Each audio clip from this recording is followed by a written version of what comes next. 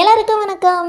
Welcome to our channel Meena Ganesan. நம்ம இன்னைக்கு இந்த வீடியோவில் வாழ்க்கை துணையை பற்றி தான் பார்க்க போகிறோம். இதை பற்றி பலருக்கும் பல எண்ணங்களும் விருப்பங்களும் ஏன் குழப்பங்களும் இருக்கும். நம்மளோட வாழ்க்கை துணை சிறப்பாக அமைஞ்சிருக்காங்களா அப்படிங்கிறதுலேயே பலருக்கும் புரிதல் இல்லாமல் கூட இருக்கலாம். குறைய மட்டுமே பார்க்குறவங்களுக்கு எப்படிப்பட்ட வாழ்க்கை துணை அமைஞ்சாலும் அது சரிப்பட்டு வராது தான். கிடைச்ச வாழ்க்கையை சொர்க்கமாக மாற்றிக்க தெரிஞ்சவங்களுக்கு வாழ்க்கையே சொர்க்கம் தான். அந்த வகையில் முதல்ல உங்கள் வாழ்க்கை துணை உங்களை விரும்புகிறாரா, உங்களை அதிகம் நேசிக்கிறாரா அப்படின்லாம் உங்களுக்குள்ளே இருக்க குழப்பங்களை தீர்த்து வைக்க தான் இந்த ஒரு பதிவு. அதாவது உங்களோட வாழ்க்கை துணை உங்களை அதிகமாக நேசிக்கிறதுக்கு இந்த சில விஷயங்கள் தான் முக்கிய அறிகுறி. அதாவது நீங்கள் காலையிலேருந்து நைட்டு வரைக்கும் உங்கள் நாளில் நடக்கிற அல்லது உங்கள் வாழ்க்கையில் நடந்த விஷயங்களை அவங்க கூட பகிர்ந்துக்கும் போது மிகவும் பொறுமையாக அவர் அதை காதை கொடுத்து கேட்குறாரா அப்படிங்கிறத பாருங்க. அப்படி அவரோட காதை உங்களோட பேச்சுக்காக கொடுக்குறாரு அப்படின்னா அவர் கண்டிப்பாக உங்களை காதலிக்கிறாருன்னு தான் அர்த்தம். மன்னிப்பு தமிழில் பிடிக்காத வார்த்தையாக இருந்தாலும் நீங்கள் குறிப்பாக நீங்கள் ஏதாவது தப்பு செஞ்சிட்டீங்க அப்படின்னா அதை பெருசுப்படுத்தாமல் நீங்கள் மன்னிப்பே கேட்கலனாலும் உங்களை மன்னிச்சு விடுறாரா,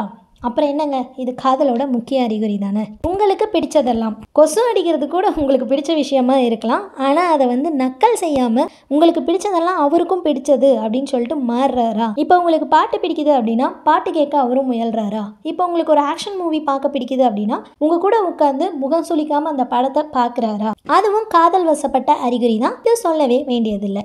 அதாவது எந்த சிறப்பான நாளுமே இல்லாத நாட்களில் கூட உங்களுக்கு பூவோ அல்லது பரிசு பொருட்களோ இல்லை கிஃப்ட்ஸோ வாங்கி கொண்டு வந்து உங்களை ஆச்சரியத்திலையும் மகிழ்ச்சியிலையும் துள்ள வைக்கிறாரா. அது உண்மையிலேயே உங்கள் மேலே இருக்க அன்புக்கும் காதலுக்கும் முக்கிய சாட்சியாகுது. ஏன்னா நிறைய பேர் அவங்களோட வெட்டிங் டே, அவங்க லவ்வரோட மனைவி கணவனோட பிறந்த நாள், இந்த மாதிரி முக்கிய நாட்களை மறந்துடுறாங்க. முக்கிய நாள் இல்லாத டைமில் கூட உங்களை சர்ப்ரைஸ் பண்ணுறாரு அப்படின்னா அது அவங்களோட அன்புக்கும் காதலுக்கும் முக்கிய சாட்சியாக இருக்குது. அவர் தன்னோட உணர்வுகளை, அன்பை, காதலை உங்ககிட்ட தெரியப்படுத்துறாரு அப்படின்னாலும் அதுவும் ஆழ்ந்த அன்பை தான் சொல்லுது அப்படிங்கிறத புரிஞ்சுக்கோங்க.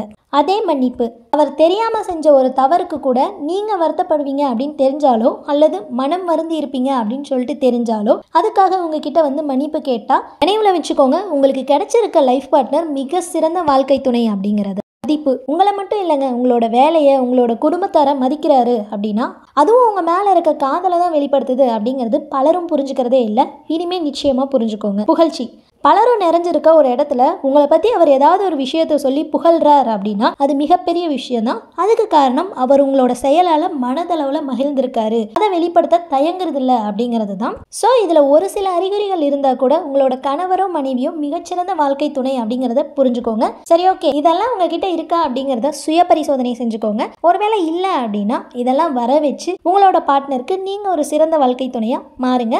இது நான் கணவனுக்கு மட்டும் சொல்லலை, மனைவிக்கு மட்டும் சொல்லலை, கணவன் மனைவி 2 பேருக்குமே தான் சொல்கிறேன்.